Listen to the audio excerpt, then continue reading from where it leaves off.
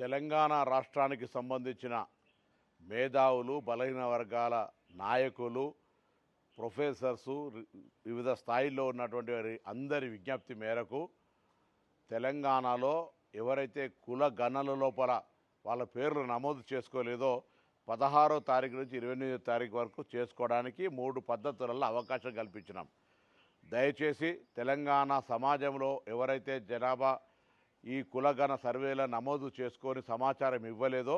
ఇది స్వచ్ఛందంగా ఇచ్చే సమాచారం ఇందులో తప్పకుండా ఎవరైతే మిస్ అయినరో వాళ్ళందరినీ వెంటనే సమాచారం ఇవ్వమని తెలంగాణ ప్రభుత్వం పక్షాన ప్రతి ఒక్కరికి విజ్ఞప్తి చేస్తూ ఉన్నాం. ఇందుకు సంబంధించి ఆనాడు విజ్ఞప్తి చేసిన వాళ్ళు లేదా విమర్శించినటువంటి వాళ్ళు ఇప్పుడు మిస్ అయినటువంటి వాళ్ళందరినీ మోటివేట్ చేపించి ఇందులో జనాభా లెక్కల్లో ఈ యొక్క సర్వేలో భాగస్వాములు అయ్యే విధంగా చూడాలని ఆ సంఘాల మేధావులందరికీ విజ్ఞప్తి చేస్తూ ఉన్నా. అదేవిధంగా బాధ్యత గల ప్రతిపక్ష నాయకుడిగా ఈరోజు పార్టీ విస్తృత స్థాయి సమావేశం జరిపే సందర్భంలో కూడా ఇది ఒక ఎజెండా తీసుకొని ఎవరైతే తెలంగాణలో కుల సర్వేలో పాల్గొనలేదో మీరు కానీ కేటీఆర్ గారు కానీ హరీష్ రావు గారు కానీ సర్వేలో పాల్గొని పార్టీ పక్షాన బలహీన వర్గాల పట్ల మీ కన్సర్న్ చూపే విధంగా